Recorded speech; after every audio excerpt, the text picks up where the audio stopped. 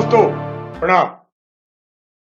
आज और इस वीडियो में हम बहुत ही एक इंपॉर्टेंट टॉपिक आपके साथ शेयर कर रहे हैं, डिस्कस कर रहे हैं, और उसका नाम है मनोगृष्टि बाध्यता विकार।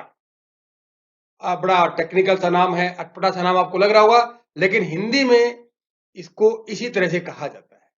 पर अंग्रेजी में जब इसको देखेंगे उसको बोला जाता है ऑब्सेसिव कंपल्सिव डिसऑर्डर, और इसके साथ साथ डिसऑर्डर की जगह हम इसको न्यूरोसिस भी यूज कर सकते हैं, यानी कि इसको हम OCN भी कह सकते हैं, और इसे कहा भी जाता है। लेकिन आम बोलचाल की भाषा में डॉक्टर्स जो यूज करते हैं जनरली वो OCD का ही प्रयोग करते हैं, अर्थात मनोगृष्टि बाध्यता विकार। तो शुरुआत करते हैं इसकी परिभाषा से। इसमें दो शब्द हैं, मनोगृष्टि और बाध्यता। देखिए, मनोगृष्टि बोलते हैं ऑब्सेशन को, ऑब्सेसिव को, और जो आप साइड में मेरे फोटो के नीचे आप देख रहे हैं वहां पर लिखा हुआ है ऑब्सेसिव कंपल्सिव डिसऑर्डर। ठीक है, तो आप इस बात को बार बार जब रिपीट करेंगे मनोगृष्टि को तो आपको याद हो जाएगा। तो ऑब्सेशन क्या होता है, मनोगृष्टि क्या होती है? कुछ नहीं, आप देखिए, तो आपके मस्तिष्क में कुछ ऐसे विचार आने लगते हैं। चलिए, हमने शुरुआत कर दी है, लेकिन एक पहले मैं बात आपको साथ शेयर कर लूं, बीच में रोक रहा हूं कि अगर ये चीजें सिम्टम्स आप में दिखाई देते हैं तो ये ना समझें कि आपको OCD हो गया है। ये सभी में इसके सिम्टम्स कुछ ना कुछ सभी में पाए जाते हैं। ठीक है, अगर आप में बिल्कुल भी सिम्टम्स नहीं है तो कोई ना कोई आपको अबनॉर्मलिटी है, और बहुत ज्यादा है तो भी अबनॉर्मलिटी है। ठीक है, तो ऐसा नहीं हो कि जो मैं आपके सामने वो शेयर कर रहा हूं आपको ऐसा लगने लगे कि यार ये सिम्टम्स तो मेरे अंदर पाए जाते हैं। तो वीडियो में बताया गया था कि हो सकता है कि मुझे OCD तो नहीं हो गया है, ऐसा बिल्कुल भी नहीं। उसके मैं आपको बताऊंगा उसका क्राइटेरिया क्या है, आगे आएगा। ठीक है, तो इस सिंड्रोम से आप बचें, इसको मेडिकल स्टूडेंट्स की सिंड्रोम बोला जाता है। ठीक है, तो आप इससे बचे, ऐसा ना हो कि आपको लगने लगे कि आपको OCD हो गया है।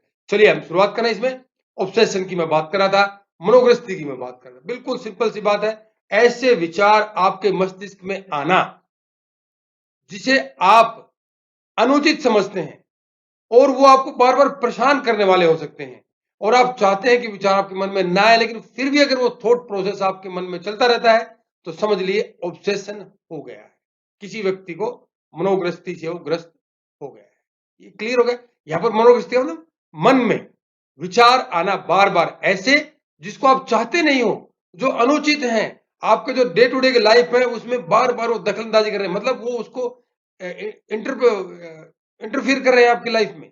सो वो क्या होते हैं? मनोगृष्टि। दूसरा पार्ट इसका ये है कंपल्शन, जिसको बोलते हैं ना कंपल्सिव, ऑब्सेसिव कंपल्सिव। अब यहां पर उसको हिंदी में बोलते हैं बाध्यता। बाध्यता बार बार दोहरा जाने वाले व्यवहार या मानसिक कार्य होते हैं जो व्यक्ति किसी मनोगृष्टि या कठोर नियमों के फलस्वरूप अपनी प्रतिक्रिया देने पर मजबूर हो जाता है, बाध्य हो जाता है। या देखिए, इसमें मनोगृष्टि में क्या होता है, बार बार विचार आते हैं, एक ही तरह का विचार बार बार आता रहता है। बाध्यता में क्या होता है, व्यक्ति एक ही प्रकार का कार्य, चाहे वो मानसिक कार्य हो चाहे वो फिजिकल आपका कार्य हो, बार बार उसको करता रहता है। वो चाहता है कि उसको ना करे, लेकिन फिर भी अपने आप को मजबूर समझता है और उसको करने लगता है। ठीक है, वो कंपल्सन है। तो कई बार स्टूडेंट को इसमें कंफ्यूजन हो जाता है कि ऑब्सेशन क्या होता है, कंपल्सन क्या होता है, मनोगृष्टि क्या होती है, बाध्य क्या होती है। आप याद रखें, कंपल्सन का मतलब है यहां पर है, इसको आप जोड़िए एक शब्द से, कंपल्सरी शब्द से। कंपल्सरी आप देखेंगे ना एग्जाम में, जब आप एग्जाम देने लगते हैं तो क्वेश्चन पेपर आता है, उसमें लिखा था कि पहला प्रश्न अनिवार्य है, first question is compulsory, question is compulsory. तो कंपल्सरी का मतलब आपको करना ही करना है वो। तो यहां पर उसको आप जोड़ के इस तरह से याद रखिए, कंपल्सरी का मतलब होता है वो कार्य जो बार बार आप करते हैं और वो आपको अनुचित लगते हैं, जो भी कुछ मैंने आपको बताया, तो वो होता है आपका बाध्यता या कंपल्सन। और ऑब्सेशन मतलब विचार प्रक्रिया। ठीक है, अब ये दोनों शब्दों को मैंने आपको एक्सप्लेन किया, अब दोनों को एक साथ बताते हैं कि होते क्या है। देखिए, अतः इसलिए मनोगृष्टि बाध्यता विकार वो विकार होता है, यानी OCD वो होता है जिसे व्यक्ति ऐसे विचारों के साथ संलग्न रहता है जिन्हें वह शर्मनाक और अप्रिय समझता है। देखिए, एक चीज होगी, और कुछ क्रियाएं जैसे धुलाई करना, धुलाई धोते हैं ना, बार बार हाथ धोने लगता है, कपड़े धोने लगते हैं, कुछ लोग बार बार चेहरा धोते रहते हैं कि भाई कुछ कुछ लग गया कहीं पर ये। ठीक है, बार बार गिनती करना, कोई आपको उसको कुछ पैसे दे दो गिनने के लिए, कुछ सामान दे दो, बार बार गिनती करेंगे, एक बार इधर से, एक बार इधर से, आदि बार बार करने के लिए उत्पन्न होने वाले आवेग पर नियंत्रण करने में असमर्थ होता है। देखिए, ये क्लियर होगा ना आपको ऑब्सेशन और ओसीडी क्या होता है। इसका एक अच्छी डेफिनेशन आपको एक लाइन में बता रहा हूं कि बार बार कुछ विचार आना जो अप्रिय होते हैं, जो शर्मनाक आपको लगते हैं, और साथ साथ में ऐसी ही क्रियाएं करना जो आप नहीं करना चाहते हैं, इनको करने के लिए बार बार विचार और बार बार क्रियाओं को करने के लिए आपके अंदर एक आवेग उत्पन्न होता है, इंपल्स उत्पन्न होता है, उसको आप रोक नहीं पाते हैं, उस पर नियंत्रण नहीं कर पाते हैं। तो मतलब आप, कोई व्यक्ति इसके अंदर ऐसी प्रक्रिया है तो समझ लीजिए कि ओसीडी के वो लक्षण दिखा रहा है, ऑब्सेसिव कंपल्सिव डिसऑर्डर के लक्षण वो दिखा रहा है। तो यही मुख्य बात थी, इसमें परिभाषा को समझना ही आपके लिए मुख्य था। तो अगर आपने इसको समझ लिया तो आने वाली स्लाइड्स बहुत ज्यादा मुश्किल नहीं। अब देखिए, मनोग्रस्ती बाध्य विकार के कुछ उदाहरण ले लीजिए, मैंने कर चुका हूं आपके साथ। एक अवांछनीय विचार जो आपको जरूरत नहीं है, ऐसा विचार बार बार आने की प्रवृत्ति दिमाग में बार बार, जैसे कोई बात हो गई आपकी कहीं पर, आपके कुलीग के साथ, आपके स्टूडेंट्स के साथ, या आपके दोस्तों के साथ, घर में, तो मन में आता है कि यार उसने मुझे ऐसा किया क्यों, उसकी हिम्मत कैसे हुई, कौन होता है वो मेरे नाम रखने वाले, मतलब हम लोग किसी का नाम रख देते हैं, उसको पता चल मेरा नाम रख दिया, तो ये विचार उसकी हिम्मत कैसे हुई, उसकी हिम्मत कैसे हुई, मार दूं उसको, ये क्या है, मनोग्रस्ती है ना, आप रोक नहीं पा रहे हैं इसको। दूसरों को नुकसान पहुंचाने का डर, कई बार ऐसा लगता है कि यार मेरे कारण किसी को, दूसरे को नुकसान ना हो जाए। एक अपराध बोध से व्यक्ति अपने आप को पाने लगता है कि यार मैंने बहुत बड़ी गलती कर दी। तो ये सारी चीजें क्या है, ये मनोग्रस्ती का एक उदाहरण है। अब बाध्यता का देखो आप, मैंने बताया था, बार बार हाथ धोना, बार बार किसी को गिनती करना, सफाई करना, जांच करना। कई बार आपने देखा लोग ताला लगाते हैं ऐसे और उसको पकड़ के खींच के देखते हैं, फिर चल देंगे, फिर आएंगे, फिर खींच के देखेंगे, फिर एक बार उसको खोल के दोबारा बंद करके देख। ये क्या है, दीज एक्टिविटीज, ये कंपल्सिव होती है, एक्टिविटीज होती हैं। हम सोचते हैं कि वो उनका व्यवहार ही ऐसा है, नहीं, उनका व्यवहार ऐसा नहीं है, उनको, उनके अंदर जो इंपल्स उत्पन्न होता है वो उसको बाध्य कर रहे हैं, वो अपने आप को रोक नहीं पाता है। और कमाल की बात यह है कि वो जानता है कि ये गलत है, मतलब ये मेरे लिए उचित नहीं है, फिर भी वो इसको करने को मजबूर होता है। अरे तभी तो बीमारी होती है, वो जानते हुए भी उसको करने को मजबूर होता है, तभी तो उसको ओसीडी कहते हैं। ठीक, क्लियर हुआ? चलिए आगे चलते हैं। परिचय, इंट्रोडक्शन काफी मैंने इसके साथ शेयर कर लिया आपके साथ में, लेकिन फिर भी एक बार हम इसको रिवाइज कर लेते हैं। मनोग्रस्ती बाध्यता विकार को हम मनोग्रस्ती बाध्यता न्यूरोसिस भी कहते हैं, यह इसे कहा जाता है। क्योंकि जो ओसीडी में व्यक्ति, न्यूरोसिस इसलिए कहता है ना कि चिंता और रक्षा उन्मुख बचकाने व्यवहार से परिपूर्ण अननुकूलित जीवन शैली प्रदर्शित करता है। ये देखिए बड़ा टेक्निकल सी बात है इसमें। पहली बात देखिए, दुश्चिंता, एंजाइटी होती है। रक्षा उन्मुख बचकाना व्यवहार कौन सा होता है, डिफेंस ओरिएंटेड, रक्षा उन्मुख हो गया, और बचकाना मतलब उससे बचने वाला, मतलब इस प्रकार का माल अडेप्टिव बिहेवियर हम शो करते हैं कि वो हमारे लिए रक्षा ओरिएंटेड हो, मतलब हम अपने आप को बचाना चाहते हैं। मालिटिव बिहेवियर करेंगे, और मालिटिव बिहेवियर कैसा होगा, हम सिचुएशन, स्थितियों से बचने की कोशिश करते हैं, और वो हम अपने आप को रक्षा करते हैं, उसकी डिफेंस करने लगते हैं। तो इस प्रकार का व्यवहार हम करते हैं, ठीक है। तो वो किस कंडीशन में आता है, ओसीडी में आता है।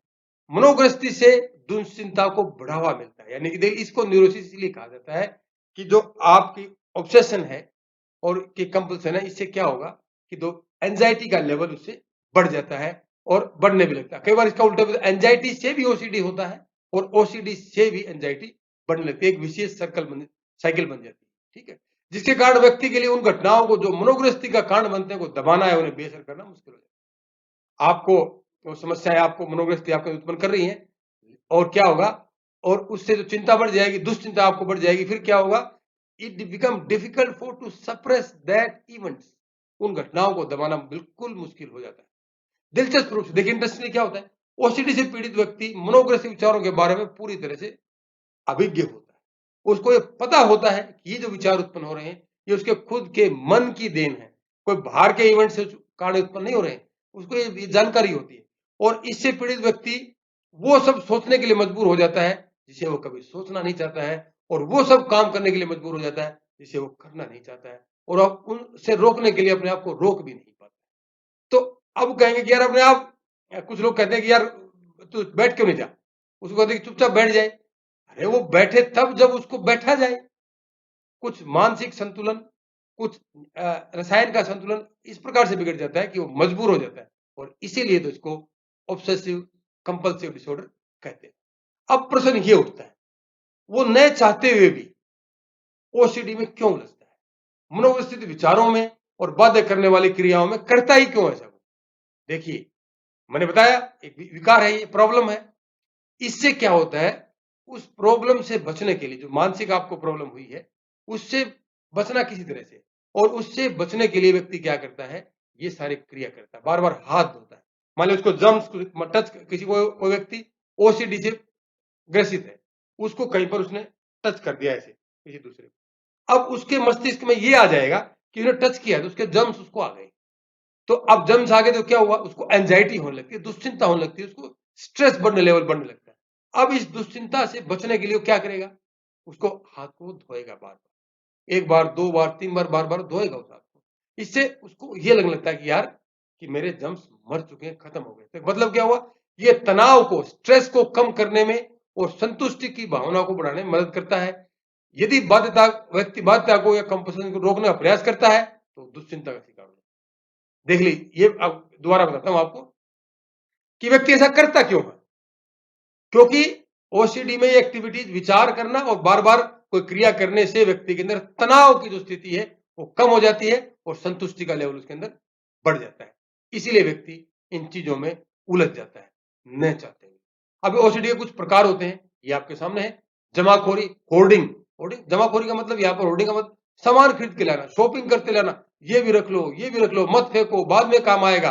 हम जनरली अपने जीवन में सब ऐसा करते हैं, लेकिन वो अगर एक्सेसिव हो जाए, कमरा आपने भर के रख लिया, सारे कमरे फुल होंगे, बैठने की जगह नहीं है, तो आप समझो ओसीडी से पीड़ित।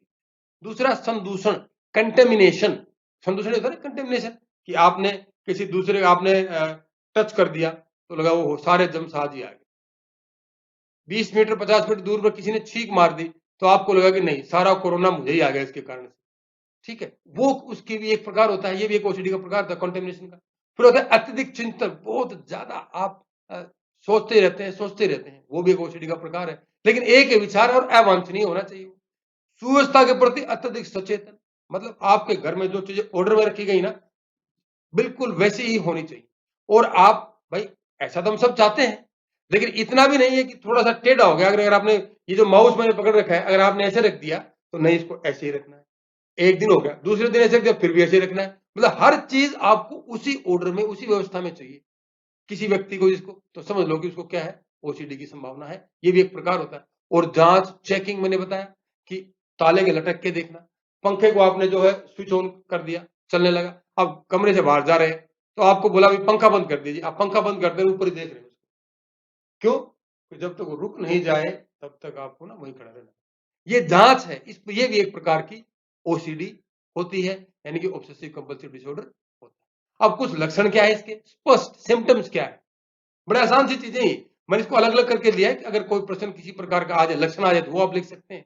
तो चलिए, कार्य और गतिविधि में पुनरावृत्ति। अगर कोई आप कार्य कर रहे हैं और वो बार बार कर रहे हैं और वो आपके जीवन में इंटरफियर कर रहा है, बार बार तो आप करते हैं, बार बार खाना खाते हैं, बार बार घूमने जाते हैं, बार बार नहाते हैं, ये सारे काम तो रोज कर ही रहे हैं, लेकिन आप सारा दिन नहाते रहे, बार बार नहा रहे हैं, आपको किसी ने आपको ऐसे टच कर दिया तो फिर आप नहाने चले गए, फिर आप यहाँ पर आए, आपकी मक्खी बैठ गई तो आप नहाने चले गए, तो समझ लो कि कुछ ना कुछ प्रॉब्लम है। ठीक है, समझ में? तो दूसरा लक्षण, एक खास पैटर्न में क्रमबद्ध व्यवहार, कि in it's a orderly behaviour in a particular pattern. ठीक है, तो जब आप आते हैं यहाँ पर, घर में आप आएंगे तो आपका एक ही पैटर्न है। ठीक है, एक वो उसी तरह से आप ऑर्डरली व्यवहार करेंगे उसी क्रम में। ये भी एक लक्षण दिखाई देने लगता है कि व्यक्ति ओसीडी से ग्रसित हो सकता है। विभिन्न विषयों पर मनोग्रस्थित, जैसे विचार, अलग अलग विचार, और मनोग्रस्थित विचार कौन से, पीड़ादायक, टोरमेंटिंग, कष्ट देने वाले विचार आ जाए, जैसे शारीरिक कार्य के बारे में, मेरी बॉडीली फंक्शंस, यार मेरे सांस का, दिल बहुत धड़क रहा है यार। ठीक है, बार बार कभी आप निकल के गिर जाए, बहुत ज्यादा धड़कने जाए, कभी दिल फट जाए, इस टाइप विचार। अनैतिक कार्य करना, इमोरल एक्ट्स। ठीक है, वो लेडी मैकबेथ के बारे में सुना है ना, वो बड़ा सिंबॉलिक है कि बार बार हाथ धोने लगती थी, क्योंकि उनके हस्बैंड की जब हत्या की गई ना, तो उसमें वो शामिल थी। अब उनको लगा कि जो उनके ना हत्या का जो उनका जो ब्लड है ना, उनके हाथों पे लगा हुआ है, उसको धोती थी यार, कभी कोई देख ले इसको, बार बार धोते थे। वो बड़ा सिंबॉलिक सा एग्जाम्पल दिया जाता है इसमें। बहुत से एग्जाम्पल इसमें, आत्महत्या का प्रयास करना है, उसके बारे में सोचना, या नायाब समस्याओं का समाधान खोजने की कोशिश करना। अगर कोई व्यक्ति ये कहता है कि इन तारों पर क्या प्रॉब्लम है यार, इन पर तो जाना बड़ा आसान है, और बैठ के सोचने लग जाए कि इन तारों पर चढ़ने के लिए क्या किया जा सकता है, कोई सीढ़ी बना ले या कोई ऐसी जहाज हम बना ले, तारों पर सीधे पहुंच जाए आधा घंटे में। ठीक है, नायाब इम्पॉसिबल प्रॉब्लम्स का सोल्यूशन खोजना, कि प्रयास करना, तो क्या होता है, वो भी एक बड़ा मोटा लक्षण है ओसीडी का। ठीक। चौथा, अपर्याप्त और असुरक्षित महसूस करना, इनसफिशिएंट, भी मेरे अंदर कैपेसिटी है ही नहीं, और क्या पता कोई आके मार दे, सारे दरवाजे सब कुछ बंद करके पर्दे वर्दे लगा के सोना। इस तरह से आप देखोगे ना, तो वो भी एक लक्षण है आपका ओसीडी का। और याद रखिए, ये सारे लक्षण, इनके कुछ हिस्से हमारे अंदर भी पाए जाते हैं, लेकिन अगर ये सारे लक्षण इस टाइप जो बता रहा हूं, अगर आपके डे टू डे लाइफ में इंटरफेयर करने लगते हैं, तो आप समझ लीजिए कि ओसीडी है। अपराध बोध की प्रवृत्ति, कि मेरे से कोई गलती ना हो जाए, वो तो हो गया कि गलती होगी तो भाई अगर किसी को चोट लगी, कुछ होगा तो क्या होगा, बार बार आपके मन में अपराध बोध आने लगता है, बार बार डर, फियर हो जाए, दुश्चिंता और अवसाद के लक्षण व्यक्ति अगर प्रदर्शित करने लगे, समझ लीजिए वो ओसीडी से ग्रसित होने वाला। डिप्रेशन के लक्षण हो, एंजाइटी के हो, फियर के अंदर उसके लक्षण होने लगे, तो उसके बाद कोई भी काम अगर व्यक्ति करता है, आप उसको ध्यान से देखें कि वो बहुत स्लो स्लो करेगा, और उसको वो परफेक्शन लेवल तक ले जाना चाहता है। अगर कोई व्यक्ति अवसाद से ओसीडी से ग्रसित है, अगर आप उसको कोई चीज लिखने के लिए कह दें, तो बड़े अक्षरों को बड़े सजा सजा के लिखेगा और बिल्कुल परफेक्ट लिखने की कोशिश करेगा, और धीमा करता है और परफेक्शन की तरफ पहुंचता है। ये भी एक इंपॉर्टेंट लक्षण है। फिर है बार बार क्रोध आना और चिड़चिड़े पे व्यवहार का प्रदर्शन करना, छोटी सी बात पर तुनक जाना और चिड़चिड़ा हो जाना।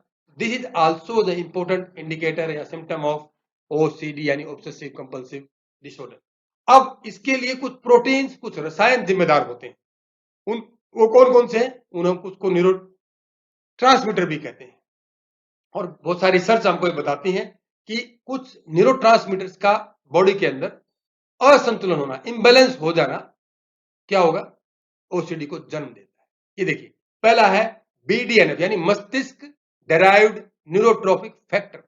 ये क्या होता है, एक प्रोटीन होता है, इसको बीडीएनएफ भी बोलते हैं, यानी कि हिंदी में बोलते हैं इसको मस्तिष्क व्युत्पन्न न्यूरोट्रोपिक फैक्टर, यानी इंग्लिश में ब्रेन ड्राइव्ड न्यूरोट्रोपिक फैक्टर। एक प्रोटीन होता है जो नई मस्तिष्क की जो कोशिकाएं होती है ना, ब्रेन के जो सेल होते हैं, उनके प्रोडक्शन में ही मदद करता है, और साथ साथ में जो आसपास की उपस्थित कोशिकाएं होती है उनको मजबूत भी करता है। बीडीएनएफ जो ब्रेन में पाया जाता है प्रोटीन, अर्थात ब्रेन सेल को ये डेवलप करने में और उनको स्ट्रॉन्ग करने में मदद करता है। अगर ये कम हो जाए, ये इंबैलेंस हो जाए, कम हो जाए या ज्यादा हो जाए इसकी, तो असंतुलित हो जाए, तो इससे क्या होता है, ये पाया गया है कि ओसीडी के ये लक्षण व्यक्ति में दिखाई देने लगते हैं। ठीक है। दूसरा जो न्यूरोट्रांसमीटर है, ये पहला प्रोटीन था, अब न्यूरोट्रांसमीटर की बात करें, सेरोटोनिन, जो आपके मस्तिष्क में जो न्यूरोट्रांसमीटर न्यूरॉन में पाया जाता है, ये क्या होता है, बेसल गैंग्लिया आपका एक पार्ट होता है ब्रेन का, उसमें अगर इसका स्तर कम हो जाए, बेसल गैंग्लिया में सेरोटोनिन कम हो जाता है, तो क्या होगा, ओसीडी के लक्षण आने लगते हैं।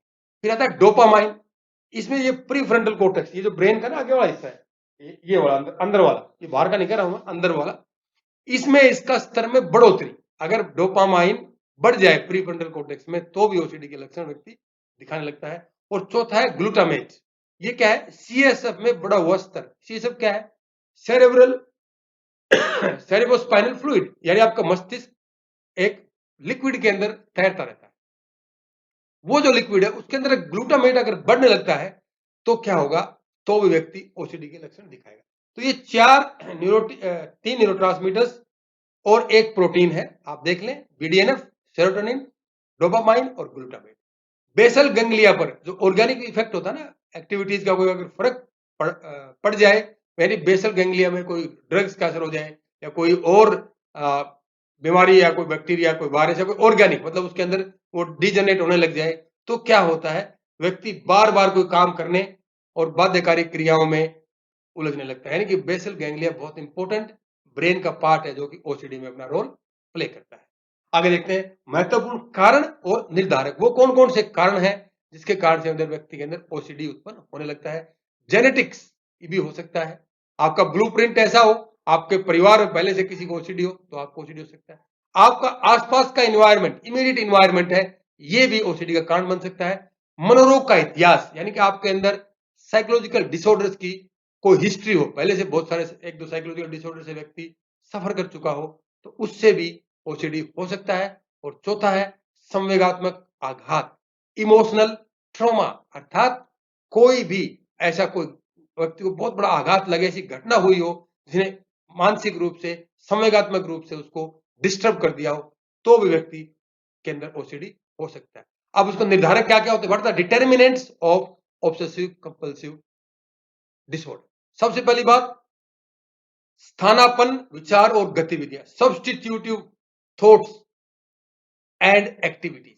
मतलब आपको कोई एक दुश्चिंता होने लगती है, उससे बचने के लिए क्या करते हैं, दूसरा काम करने लगता है।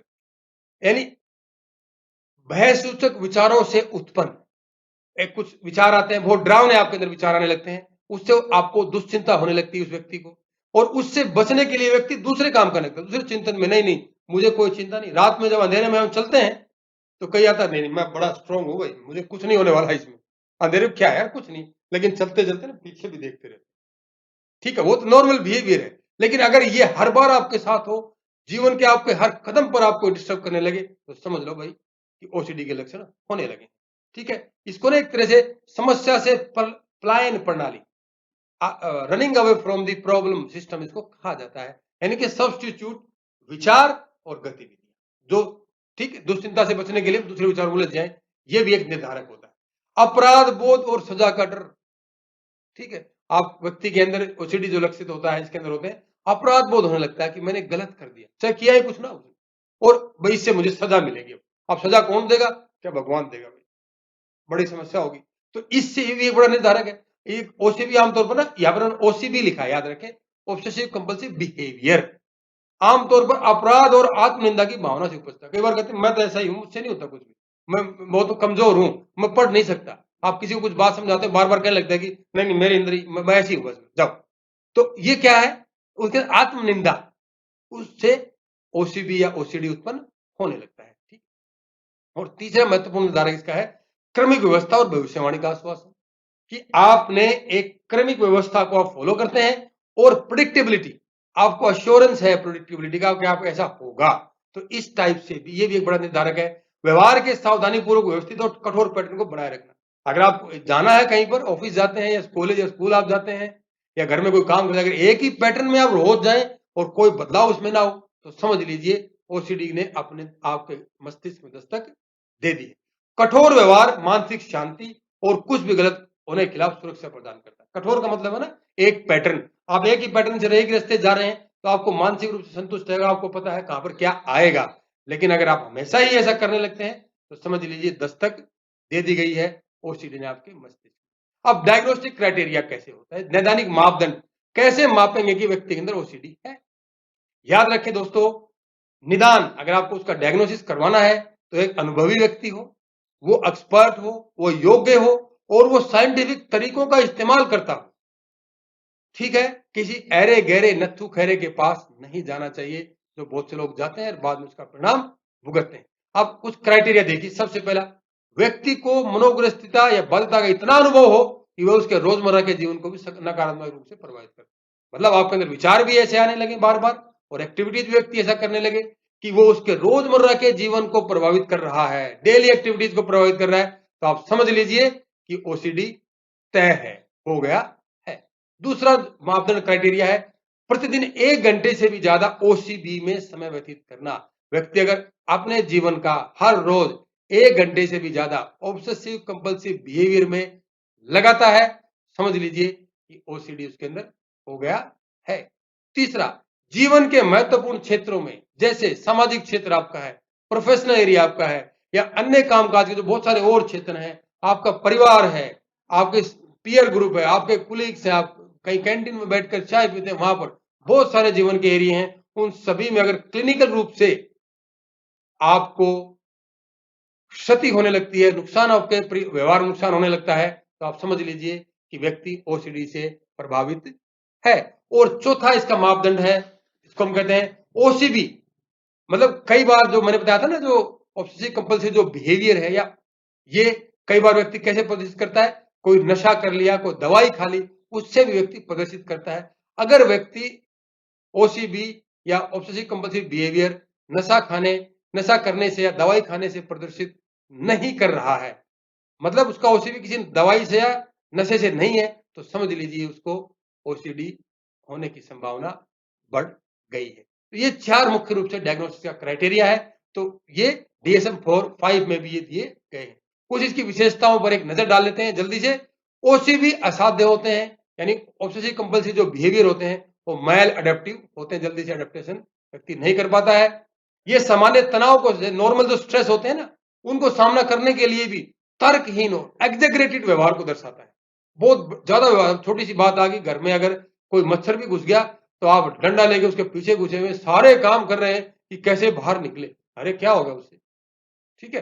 तो ये मतलब एग्जांपल मैंने दिया है। इस तरह से अगर व्यक्ति करता, एग्जेगरेटेड व्यवहार करता है, मच्छर को मारने के लिए आपने अगर लठ उठा लिया है, तो समझ लीजिए कि एग्जेगरेटेड व्यवहार है। इसी तरह से अगर आपके जीवन के क्षेत्रों में दूसरा व्यवहार करता है तो ओसीडी के लक्षण शुरू हो चुके हैं।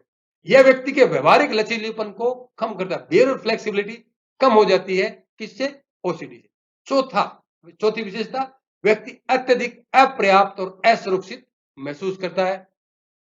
पांचवी विशेषता, बाध्यकारी कार्य मनोग्रस्तता के प्रति प्रतिक्रिया के रूप में किए जाते हैं। ये पॉइंट इसको एक्सप्लेन कर देता हूं कि जो कंपल्सरी एक्टिविटीज होते हैं, जैसे बार बार हाथ धोना है, गिनना है कोई चीज का, या धुलाई करना है, या व्यवस्था में किसी चीज को, ऑर्डर को सजाना है, किसी चीजों को, तो ये किस कारण से होता है? जो आपके ऑब्सेशन, जो बार बार विचार आ रहे हैं ना, उसके प्रति प्रतिक्रिया जो व्यक्ति करता है, उसके प्रति जो रिस्पॉन्ड करने लगता है, तो बाध्यकारी एक्टिविटीज वो करने लगता है। छठा जिसकी विशेषता है, विचार भाषा या चित्र के रूप में हो सकते हैं। जो उसके विचार आएंगे ना, डे में भी, ये तो सभी के अंदर होता है वैसे तो, लेकिन ओसीडी में भी जो उसके विचार होंगे वो इमेजेस के बारे में के रूप में उसको थॉट प्रक्रिया उसकी होती है, और कुछ कई बार लैंग्वेज के में भी, ठीक है। अगली जो विशेषता है, ओसीडी न तो कोई लक्षण है, कोई सिम्टम नहीं है, और न ही कोई किसी पर्सनैलिटी का हिस्सा होता है, याद रखना, ठीक है। किसी आपका ऐसा नहीं कि उसकी परमानेंट पर्सनैलिटी उसकी ऐसी है, ऐसे वो लक्षण दिखा रहा है, ये एक बीमारी होती है। जिस प्रकार से व्यक्ति को बुखार हो जाए तो आप क्या समझोगे? उसकी पर्सनैलिटी ऐसी बुखार होने वाली है, या वो कोई लक्षण दिखा रहा है बुखार के? नहीं, उसको कोई ना कोई बीमारी है। याद रखें दोस्तों, ओसीडी ना तो कोई लक्षण है, ना ये व्यक्तित्व का हिस्सा है, बल्कि क्या है? एक मानसिक बीमारी है। और ओसीडी दुश्चिंता की अभिव्यक्ति होती है, न कि तनाव की। यानी कि अगर ओसीडी किसी को है तो वो ओसीडी करेगा, यानी ऑब्सेसिव कंपल्सिव बिहेवियर वो करेगा, तो वो रिप्रेजेंट करती है व्यक्ति की एंजाइटी को, स्ट्रेस को नहीं। स्ट्रेस से एंजाइटी हो सकती है, एंजाइटी से ओसीडी होगा, ठीक। तो ये ओसीडी कुछ विशेषता है। और अंतिम विशेषता है, ओसीडी लिंग तटस्थ होती है, यानी कि जेंडर न्यूट्रल। ये जरूरी नहीं कि ये लड़कों में या लड़कियों में, किसी को भी हो सकता है, ठीक है। ये कुछ विशेषता है। अब जल्दी से इसकी रणनीति की बात करते हैं, उपचार की रणनीति की। किसी व्यक्ति के, ये ध्यान रखें, अगर ओसीडी हो गया है, ठीक, तो उसका उपचार, ओसीडी का 100% उपचार किया जा सकता है। लेकिन ओसीबी, याद रखें, ओसीबी ऑब्सेसिव कंपल्सिव बिहेवियर का 100% परिवर्तन संभव नहीं है, लेकिन विभिन्न उपचारों के संयोजन से जीवन शैली में महत्वपूर्ण सुधार और इससे संबंधित लक्षणों को कम किया जा सकता है। ये बात बता, ओसीडी बीमारी का इलाज हो सकता है, ओसीबी का 100% संभव नहीं है, क्योंकि ओसीबी हम भी कई बार ऐसे बिहेवियर हम भी प्रदर्शित कर लेते हैं जो व्यक्ति सामान्य होते हैं। लेकिन 3 बुनियादी रणनीतियां होती हैं जो कि जो साइकोलॉजिस्ट और साइकेट्रिस्ट इसको अपनाते हैं। सबसे पहले ये है प्रक्रिया, विचार और गतिविधि के बीच विभेदन को समझना और स्वीकार करना। आपके थॉट और एक्टिविटीज के बीच में जो डिस्क्रिमिनेट करने की एबिलिटी होनी चाहिए, कि कुछ इच्छाएं और एवं व्यवहार लगभग सभी लोगों में पाए जाते हैं। अगर आप भी कोरोना होने के डर से बार बार हाथ धोने लगे हो, तो इसका मतलब ये नहीं है दोस्तों कि आपको ओसीडी हो गया है, क्योंकि आमतौर पर ये सभी लोग में पाया जाता है। लेकिन अगर वो हाथ धोना आपके जीवन में इंटरफेयर करने लगता है, तो फिर आप समझ लीजिए कि ओसीडी आपके यहां पर दस्तक दे रहा है, ठीक है। पहले ये रणनीति है। काल्पनिक खतरों एवं यथार्थ में, यानी कि कल्पना और सच्चाई, रियलिटी के बीच में अर्थ को समझना, विभेदन को समझना, कि दोनों के बीच बड़ा अंतर है, ठीक है। अब मैं सोचने लगूं कि मैं उड़ रहा हूं, उड़ के गिर गया तो मर जाऊंगा मैं, तो ये मन लगा, अब मेरे मन में आने लगा कि मैं मर ही जाऊंगा। अब यथार्थ में तो मैं बैठा हूं नीचे कुर्सी पे और कल्पना में उड़ के नीचे गिर भी लिया। तो इन दोनों के बीच में समझना, अंतर समझना, डिस्क्रिमिनेट करने की एबिलिटी को समझना और स्वीकार करना, ये बहुत बड़ी रणनीति स्ट्रेटेजी होती है। और तीसरी मुख्य इसकी जो स्ट्रेटेजी है, प्रबलन द्वारा ओसीडी को अवरुद्ध करना। अगर व्यक्ति ऑब्सेसिव कंपल्सिव बिहेवियर नहीं करता है तो उसको रिवॉर्ड आप दे दो। ये भी एक बहुत बड़ी स्ट्रेटेजी है जिसके कारण से उपचार किया जा सकता है और उपचार संभव होता है। और दोस्तों अंतिम बात करते हैं हम उपचार की, ट्रीटमेंट कैसे इसका संभव। मेडिकेशन और बिहेवियर थेरेपी दोनों को अगर संयुक्त रूप से और एग्जैक्ट रूप से एक्सपर्ट द्वारा दिया जाए तो ओसीडी का इलाज संभव होता है। देखिए, पहली बात मैंने बता दी, पहली क्या है, कॉग्निटिव बिहेवियर थेरेपी, संज्ञानात्मक व्यवहार थेरेपी अगर दी जाती है तो व्यक्ति को ओसीडी से छुटकारा मिल सकता है। यहां मैं ये बताने वाला नहीं सीबीटी क्या है, नहीं तो ये वीडियो 2-2.5 घंटे की हो जाएगी। दूसरा है एक्सपोजर और प्रतिक्रिया की या निवारण, एक्सपोजर एंड रिस्पॉन्स प्रिवेंशन, ये भी एक विशेष रूप से एक विशेष सीबीटी होती है, कॉग्निटिव बिहेवियर थेरेपी होती है। तीसरा है कुंडलिनी योग। देखो कमाल की बात, कुंडलिनी योग भी द स्टडी ये की गई थी institute for non linear science, university of California San Diego में एक स्टडी की गई। उसमें पाया गया कि कुंडलिनी योग से ओसीडी छुटकारा पाया जा सकता है, ऑब्सेसिव कंपल्सिव डिसऑर्डर से। तीसरा, देव संस्कृति विश्वविद्यालय हरिद्वार की स्टडी में पाया गया है कि प्राणायाम, गायत्री मंत्र और योग आसन का अगर तीनों का संयोजन और सही उसका रूप उनको दिया जाए व्यक्ति को तो उसको ओसीडी से छुटकारा मिल सकता है, उसका ट्रीटमेंट संभव होता है। और चौथा जो बात है वो है अश्वगंधा बूटी। एक अश्वगंधा नाम से एक आयुर्वेद कहता है कि एक पौधा होता है, उसको अगर हम सेवन करते हैं किसी डॉक्टर की देखरेख में तो इससे भी ओसीडी के लक्षण कम होने लगते हैं। ये अश्वगंधा करता क्या है, जो मैंने बताया था ना, brain drive neurotic factor BDNF को प्रोत्साहित करता है, उसको बढ़ाता है और उसकी गिरावट को रोक देता है। उसमें गिरावट होने लगती है ना किसी कारण से, तो उसको रोकने लगता है, तो व्यक्ति के अंदर ऑटोमेटिकली ओसीडी के लक्षण अपने आप कम हो जाते हैं, क्योंकि बेसल गैंग्लिया पर इसका सीधा प्रभाव पड़ता है।